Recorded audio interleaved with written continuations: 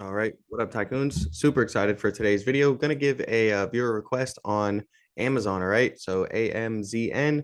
We're going to start off looking at the weekly chart here, and I want to go over a few things. All right, so we have our moving averages right here, and right here. This is today's current price. So we're currently trading below all of the moving averages, right? The 200, the 100, the 50. That is typically a bearish signal. All right.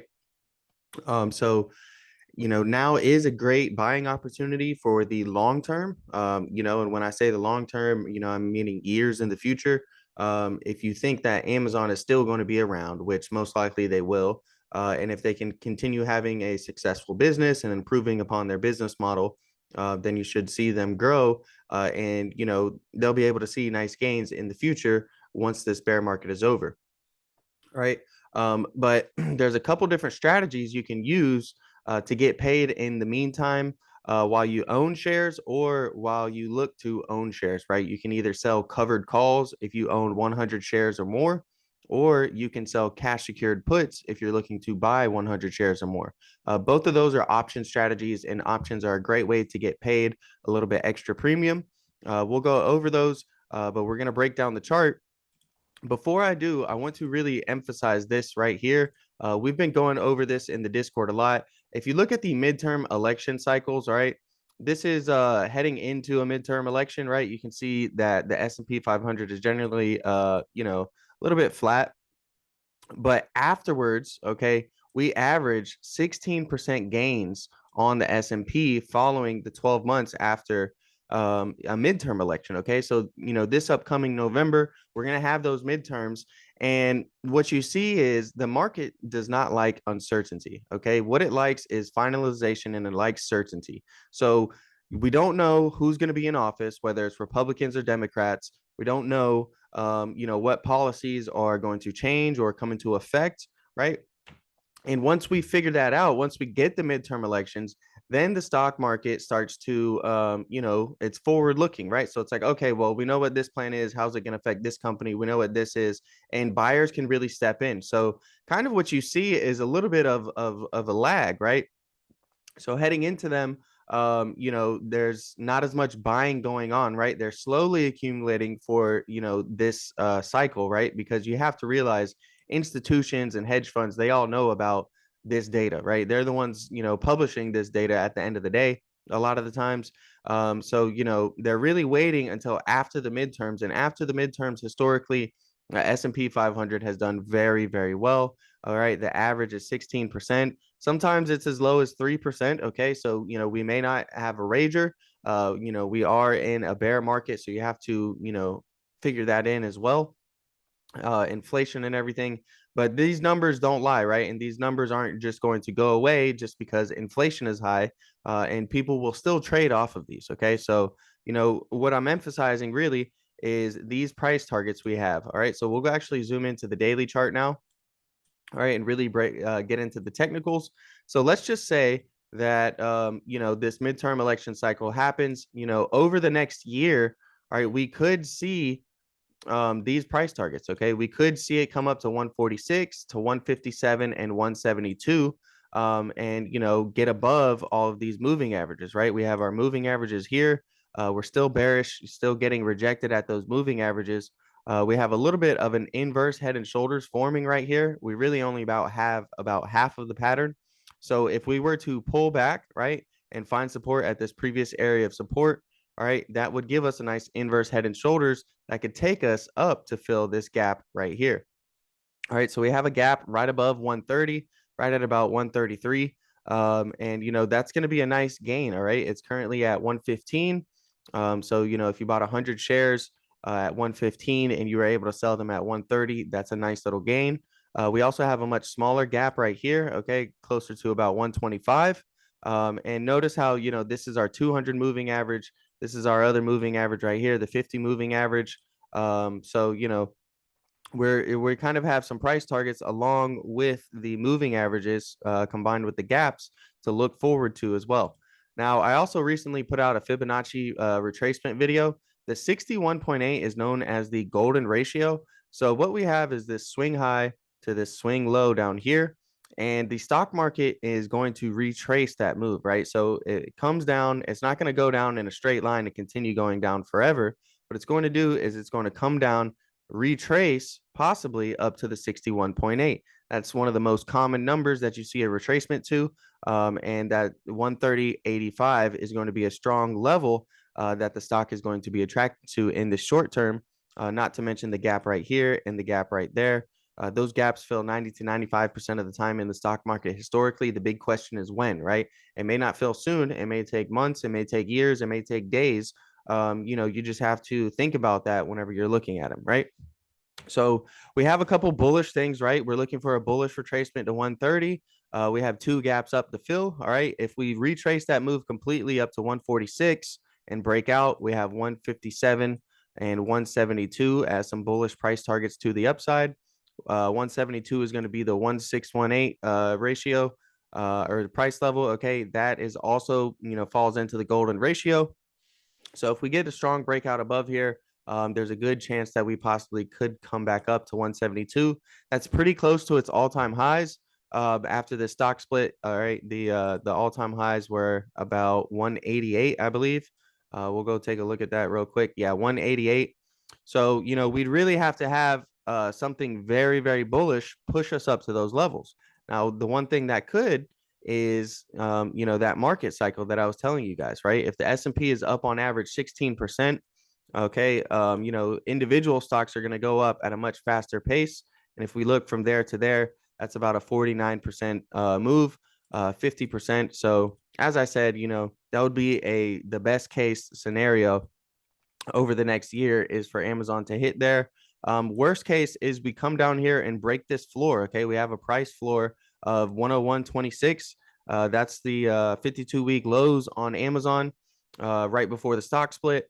And it really is a very strong level. We came to this level 3 times and we built something known as bullish divergence, where the relative strength index was actually increasing as the price was really just staying flat, right? So this measures the relative strength of a stock. You see it's down here oversold below this red line. We come up and, we make this consistent low right here. All right. So the stock is staying flat, but the relative strength is increasing. That's a bullish divergence, leads to, a possible bullish activity in the future. We got a nice rally right there, and ultimately, and it ended up rallying very hard up to our 200 moving average, topping out at 146 after hitting those lows of 101. So very impressive move there. That was part of the largest bear market rally that the stock market has ever seen. We never saw a bear market rally that big. So, I'm saying all of this just to give you guys some perspective, okay? So, things could fall back down. If you want to be more patient, what you can do is using the option strategies, right? We'll go here into November 18th, and it's going to give you calls on the left side, puts on the right side. So if you want to sell, let's say, you're a little bit bearish or a little bit hesitant, or maybe you think that you can get Amazon at a cheaper price, right? Let's say you want to get it at $100 a share. You can actually come in here, all right, right click this and hit sell single, all right? And if you change this to 1, what you'll do is you'll sell an option contract, all right? We'll move this over here.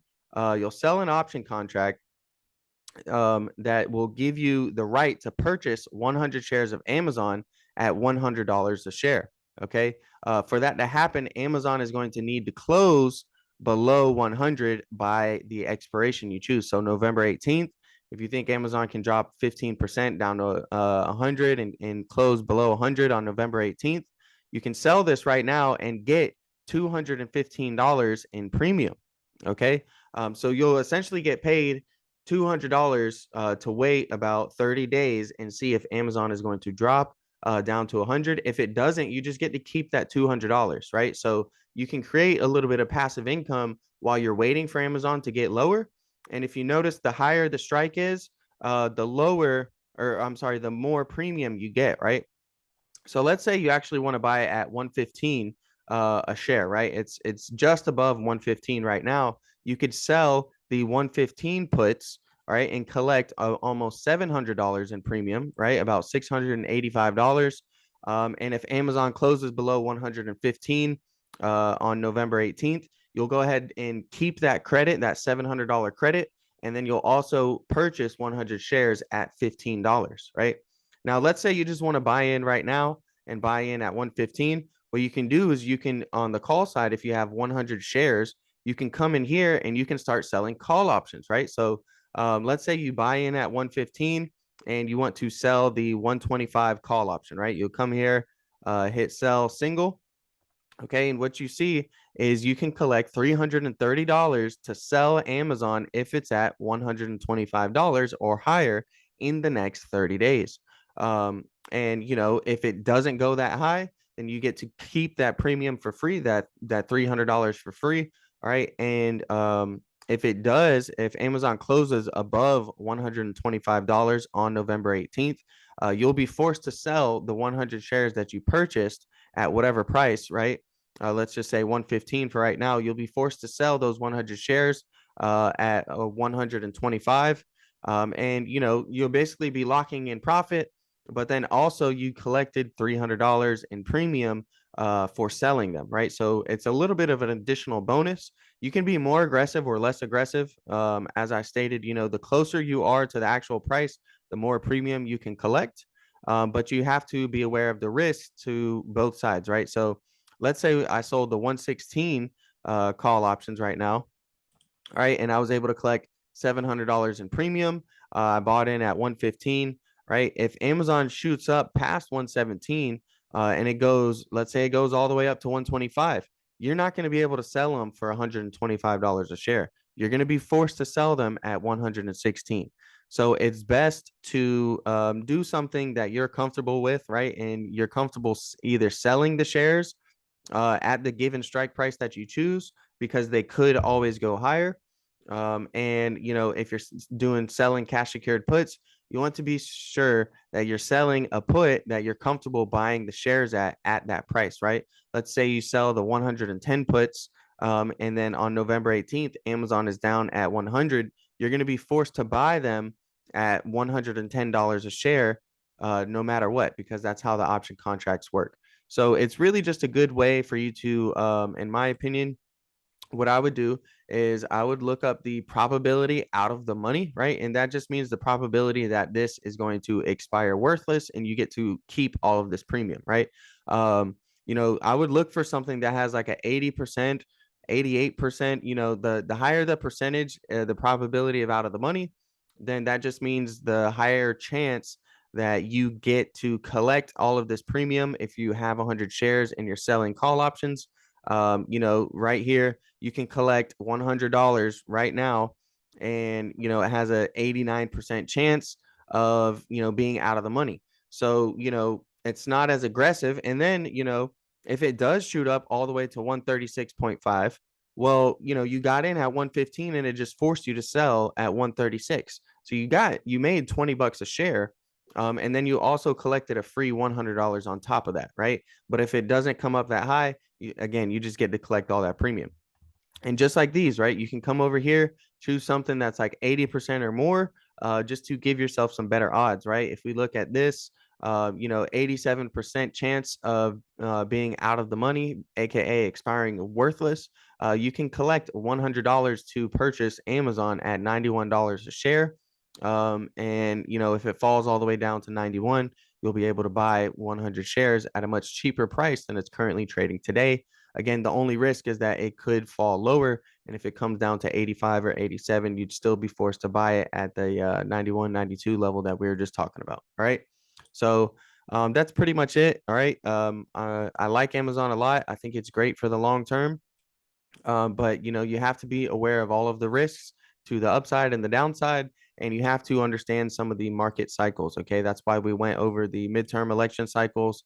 We could see a lot of stocks turn green, but we are in a bear market caused by this high inflation and high Fed rate hikes. And until those really stop and we see a kind of like a peak, okay, and we start to see inflation peak and the rate hikes peak and start to come down, there could be more pain in the market, and nobody's really sure how much more pain it's going to be. But if you're investing for 5-10 years from now, or let's say instead of buying a house, you want to drop $100,000 on Amazon, you have to think, okay, well, you're getting how long is your house investment, right? You're not looking for a 1 year flip or a 2 year flip, right? Generally, people sign, 20, 30 year mortgages, right? So if you're looking at it that way, where is Amazon going to be in the next 10, 15, 20 years, right? It's at a much cheaper price than it currently was when it was trading at those highs of 188, and people were still buying up at these levels, right? There was still a lot of buying activity up here because of the long-term growth potential that Amazon has. All right, so thanks for watching the video. It was kind of long, but I did go over some, valuable strategies that I think are really good to implement. You can buy 100 shares here and just start gaining premium, right? So sell some really low risk call options, and just gain an extra $100 a month, or an extra $200 a month selling call options while you hold your position. Or if you think we can go down a little bit, sell some cash secured puts and wait to buy into your shares and choose the price that you want to own them at, that you're comfortable at, and collect a little bit of premium, aka cash, for doing so.